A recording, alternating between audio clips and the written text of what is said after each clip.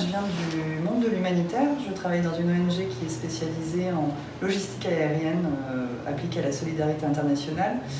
Et Corinne était dans la mode et le prêt-à-porter plus précisément pendant plus de 10 ans. Cette idée de créer les établis vient d'une histoire personnelle où j'ai eu plusieurs objets auxquels je tenais beaucoup, que j'ai cassés, et j'ai mis beaucoup de temps à identifier les réparateurs parce qu'en fait c'était des artisans qui ont un savoir-faire rare et qui, comme beaucoup d'artisans, ont le savoir-faire et pas forcément le faire savoir. Donc j'ai mis plus de temps à trouver les artisans qualifiés que le temps effectif de la réparation en fait.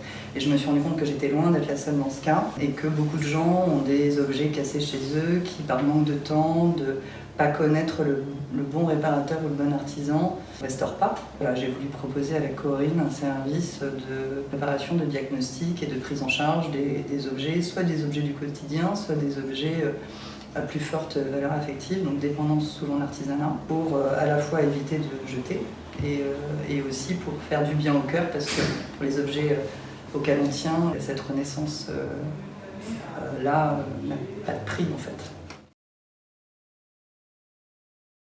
Le client vient aux établis parce qu'on ne se déplace pas à domicile et nous on prend en charge tous les objets. Alors pour les objets qui dépendent de l'artisanat, là on a un répertoire d'artisans qualifiés dans les métiers du cuir, du bijou, de la verrerie, de l'horlogerie, de l'optique même. Et pour les objets plutôt de l'ordre de l'électrique, informatique, électronique, même la petite menuiserie, là on le fait sur place. On a des techniciens qui viennent travailler chez nous et le client revient chercher son objet une fois qu'il est réparé.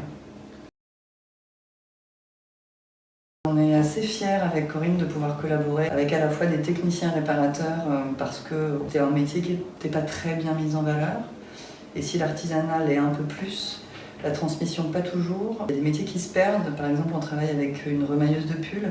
C'est une des dernières à Paris. Ouais, je pense qu'on est très heureuse de pouvoir participer à la transmission de ces savoir-faire, la réparation. Le mot réparation est tombé dans la langue française et passé du latin à la langue française au XIIe siècle. Et c'est pas une idée très contemporaine de réparer, mais savoir que ça peut redevenir tendance et même s'ancrer dans ces nouveaux mots qu'on entend, économie circulaire, économie raisonnée, consommation vertueuse. Si on peut ancrer la réparation dans ces nouvelles pratiques de consommation des usagers, c'est une super nouvelle pour nous. Alors aux établis, on a aussi un espace dédié à la vente de prêt-à-porter, accessoires, bijoux et un peu déco, où on essaie de mettre en avant encore une fois l'artisanat. Concernant le prêt-à-porter, c'est pas forcément des marques artisanales, mais dans le sourcing, on essaie vraiment de prioriser les gammes des marques quand elles tendent à prendre un virage plus vert avec des productions plus raisonnées ou des fibres naturelles. Et on propose également un café, tout coffee shop, salle montée l'après-midi et restauration du midi pour le déjeuner avec des plats simples mais faits maison et de saison.